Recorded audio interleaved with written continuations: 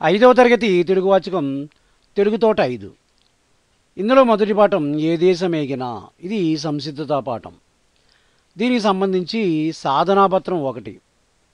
ఈ సాధనాపత్రాన్ని పూర్తి చేసేటప్పుడు మీరు ఇక్కడ డేట్ వేసుకోవాలి. చదవడం, వ్యక్తపరచడం.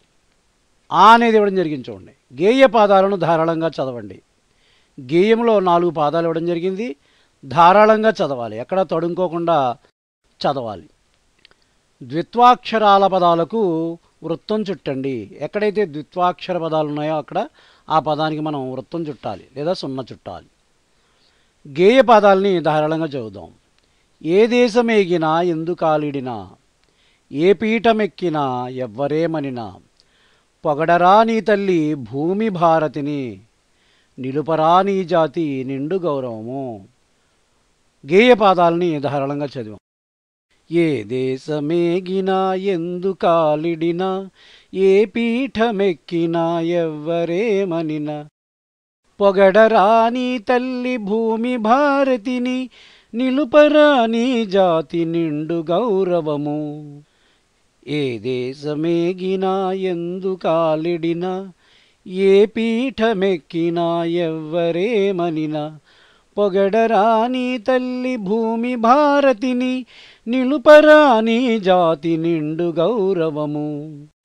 ఇచ్చినటువంటి గేయ పాదాలని చదవాలి, వీలైతే పాడాలి. ఇప్పుడు మనం ద్విత్వాక్షర పదాలకు వృత్తం చుట్టాలి. ద్విత్వాక్షర పదం అంటే ఏంటి?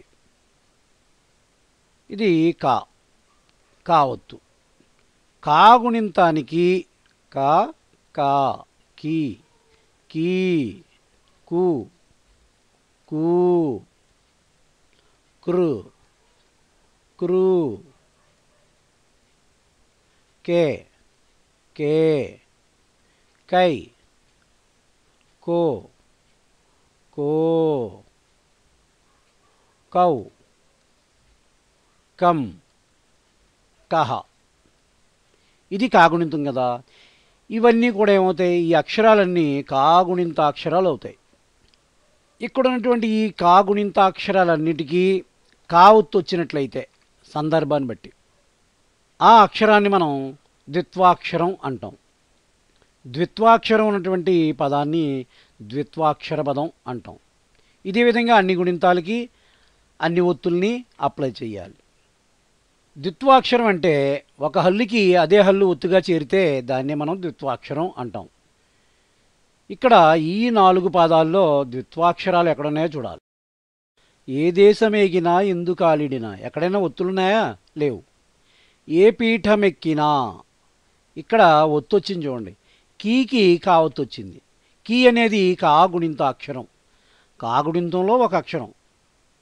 ఇక్కడ కీకి కావత్తు వచ్చింది. ఏ పీఠమెక్కినా, ఏ పీఠమెక్కినా, పీఠ మెక్కినా, మే, కీ, కీకి కావత్తు నా.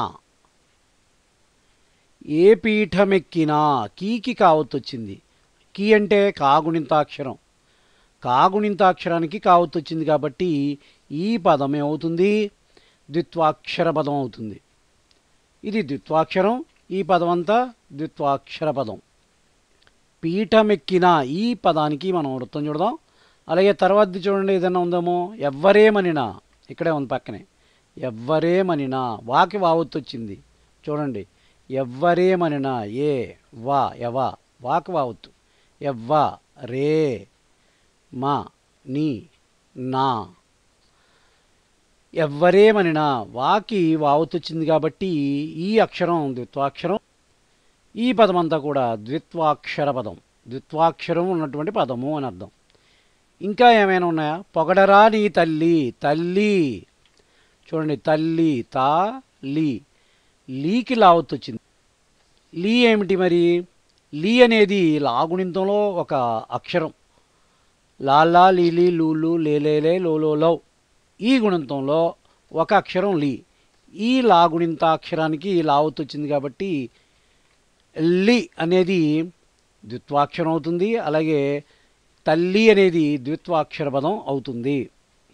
కాబట్టి దానికి కూడా మీరు వృత్తం చుట్టాలి వర్క్షీట్లో. ఇంకేమైనా పదాలు ఉన్నాయా? నిలుపరా నీ జాతి నిండు గౌరవం. ఇంకెక్కడ ఒత్తులు లేవు. అంటే ఇక్కడ ఇచ్చినటువంటి 4 పాదాల్లో 3 ద్విత్వాక్షరాలు, అలాగే 3 ద్విత్వాక్షర పదాలు ఉన్నాయి. వాటికి మనం వృత్తం చుట్టాలి. మీకు ఇచ్చినటువంటి వర్క్షీట్లో సాధనా పత్రంలో ఈ విధంగా మీరు ద్విత్వాక్షరాలని ద్విత్వాక్షర పదాలని గుర్తించి వృత్తం చుట్టండి. ఆ అనేది ఇవ్వడం జరిగింది చూడండి. కింది అక్షరాలతో మొదలయ్యే పదాలను రాయండి. కింద కొన్ని అక్షరాలు ఇవ్వడం జరిగింది. ఆ అక్షరాలతో మొదలయ్యే పదాలు రాయాలి. ఏ, ఇక్కడ చూడండి ఎరా అని ఇచ్చారు. ఏ, ఏతం. నా, నా అనేటువంటి అక్షరంతో ప్రారంభమయ్యే పదం ఒకటి ఇవ్వడం జరిగింది, నలక అని. అలాగే రా, రాతో ప్రారంభమయ్యేటువంటి పదం రకం. ఇప్పుడు మనం ఏ అనేటువంటి అక్షరంతో ప్రారంభమయ్యేటువంటి 2 పదాలు ఏవైనా సరే రాద్దాం. ఇవే రాయాలని ఏమీ లేదు, మీకు తోచినవి రాయండి. ఎలుక, ఏ లు క, ఎలుక. ఎలుగు, ఎలుగు బంటిని సింపుల్గా ఎలుగు అంటాం. ఎలుక, ఎలుగు రాసాం. ఏతో ప్రారంభమయ్యేటువంటి పదాలను రాయాలి. ఇక్కడ ఏతం ఇచ్చారు కదా. ఏరు, ఏరు, సెలయేరు. ఏది, ఏది, ఏది. ఏమిటి రాయచ్చు చాలా అలా. నా అనేటువంటి అక్షరంతో నలక. నగలు, నగలు. నటన, నటన. రా అనేటువంటి అక్షరంతో ప్రారంభమయ్యే పదం రకం అని ఇవ్వడం జరిగింది. మనం మరొకటి రాద్దాం. రథం, రథ, పక్కనే పూర్ణాంకం. రథం. రంగు, రం గు, రంగు. ఏ అనేటువంటి అక్షరంతో ఎర, ఎలుక, ఎలుగు. ఏ అనేటువంటి అక్షరంతో ప్రారంభమయ్యే పదాలు ఏతం, ఏరు, ఏది. నా అనేటువంటి అక్షరంతో నలక, నగలు, నటన. రా అనేటువంటి అక్షరంతో రకం, రథం, రంగు. ఈ విధంగా మీకు ఇచ్చినటువంటి వర్క్షీట్లో రాయండి. ఈ అనేది చూడండి. గేయంలోని 4 అక్షరాల పదాలు రాయండి. 4 అక్షరాల పదాలు మనం గుర్తించాలి, రాయాలి. ఏ అనేది ఒక అక్షరం ఉన్నటువంటి పదం. దేశమేగిన 5 అక్షరాలు ఉన్నాయి ఇందులో. ఎందుకు ఆలిడిన 4 కన్నా ఎక్కువ ఉన్నాయి. చూడండి. పీఠమెక్కిన 5, ఎవ్వరేమనినా 6. పొగడరా, ఇది 4 అక్షరాలు ఉన్నటువంటి పదం. పొగడరా, అది ఇచ్చినటువంటి ఖాళీల్లో రాయాలి. పొగడరా, పొగడరా, పొగడరా. ఇలాంటి 4 అక్షరాల పదం కూడా చూడండి. నీ తల్లి, భూమి. తల్లి 2 అక్షరాలు, భూమి కూడా 2 అక్షరాల పదం.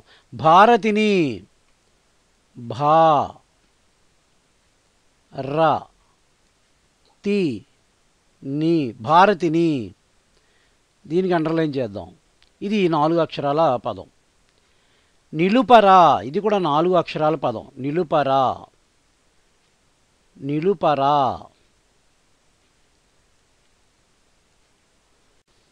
ఇక్కడ 3 గీతలు ఇవ్వడం జరిగింది కదా. ఆ 3 రాస్తే సరిపోతుంది, కానీ మనం అన్నీ తెలుసుకోవాలి. నీ, జాతి 2 అక్షరాలు. నిండు 2 అక్షరాలు. గౌరవము 4వది గౌరవము. గౌ ర వ ము, గౌరవము. ఈ పేజీలో ఇచ్చినటువంటి గేమ్లోని 4 అక్షరాల పదాలని మనం రాసాం. ఏంటవి? పొగడరా, భారతిని, నిలుపరా, గౌరవము. మీకు ఇచ్చిన వర్క్షీట్లో ఈ 4 అక్షరాల పదాలను గుర్తించి ఇచ్చినటువంటి ఖాళీల్లో రాయాలి. అదే వర్క్షీట్లో ఈ అనేది ఇచ్చారు చూడండి. నిఘంటువు ఆధారంగా కింది పదాలకు అర్థాలు రాయండి. నిఘంటువు అంటే డిక్షనరీ అనమాట. డిక్షనరీ చూసి లేదా టెక్స్ట్ బుక్ చూసి ఇచ్చినటువంటి పదాలకి అర్థాలు రాయాలి. పీఠం అంటే మనకి టెక్స్ట్ బుక్లో ఇచ్చారు చూడండి. గద్దె, పీఠం అంటే గద్దె. సింహాసనం అని ఇచ్చారు. సింహాసనం. సింహాసనం. పీఠం అంటే గద్దె లేదా సింహాసనము అని అర్థాలు తీసుకోవచ్చు. గౌరవం అంటే మర్యాద, మర్యాద, మర్యాద, మర్యాద. పీఠం అంటే గద్దె లేదా సింహాసనం. గౌరవం అంటే మర్యాద. పేజీ నెంబర్ 1లో ఇదే వర్క్షీట్లో ఊ అనేది ఇచ్చారు చూడండి. పాఠం ఆధారంగా కింది ప్రశ్నలకు జవాబు రాయండి అని ఇవ్వడం జరిగింది. ఇచ్చినటువంటి ఒకే ఒక ప్రశ్న, ఏ దేశమేగినా ఏమి చెయ్యాలి? ఏ దేశమేగినా ఏం చెయ్యాలని చెప్పారు గేయంలో. పొగడరా నీ తల్లి భూమి భారతిని, నిలుపరా నీ జాతి నిండు గౌరవము. ఏ దేశం ఏగినా అంటే ఏ దేశం వెళ్ళినా మన తల్లి భూమి భారతిని పొగడాలి. ఏ దేశమేగినా, ఏ దేశమేగినా మన తల్లి భూమి భారతిని, మన తల్లి భూమి భారతి అంటే భారతదేశాన్ని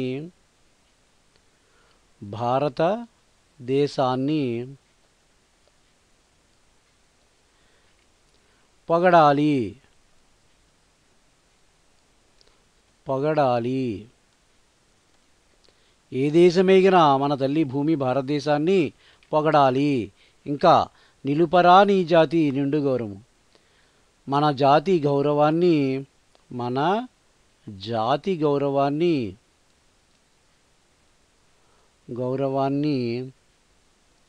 నిలపాలి అంటే నిలబెట్టాలి, నిలబెట్టాలి.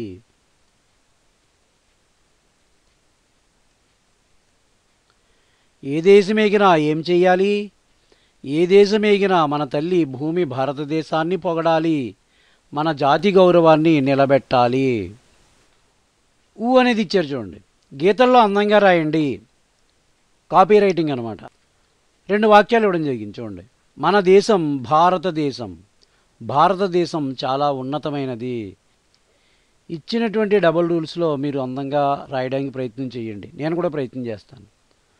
మన దేశం భారతదేశం, మన దేశం, దేశం, మన దేశం భారతదేశం. భారత దేశం, మన దేశం భారతదేశం. మళ్ళీ మన దేశం,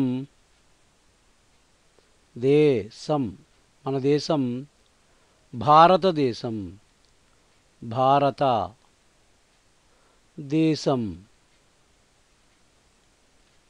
మన దేశం భారతదేశం. రెండవది రాద్దాం. మీరు మొదటి వాక్యాన్ని ఇక్కడ, రెండవ వాక్యాన్ని ఇక్కడ రాయండి. నాకు వీలవదు కాబట్టి నేను చెరిపేస్తున్నాను అనమాట. మీరు అలా చెరపకండి. భారతదేశం చాలా ఉన్నతమైనది. భారతదేశం, భారత దేశం, భారతదేశం చాలా, గ్యాప్ ఇవ్వాలన్నమాట పదానికి పదానికి మధ్యలో. చాలా ఉన్నతమైనది, ఉన్నతమైనది, ఉన్నతమైనది, ఉన్నతమైనది. Full stop. వాక్యం పూర్తయితే ఫుల్ స్టాప్ పెట్టాలి. భారతదేశం, భారత దేశం, భారతదేశం చాలా, చాలా ఉన్నతమైనది, ఉన్నతమైనది. Full stop. భారతదేశం చాలా ఉన్నతమైనది. ఈ విధంగా మీకు ఇచ్చినటువంటి సాధనా పత్రం పేజీ నెంబర్ 1లో ఉంది. దాన్ని ఈ విధంగా పూర్తి చేయాలి. అంటే పాఠం పూర్తయిన తర్వాత మీ అంతటి మీరే ఈ కృత్యాల్ని, ఈ వర్క్షీట్ని పూరించాలి. నన్ను అడుగుతున్నారు కాబట్టి మీకు ఇవన్నీ చేస్తున్నాను, కానీ మీరే చేయాలి ఇవన్నీ కూడా.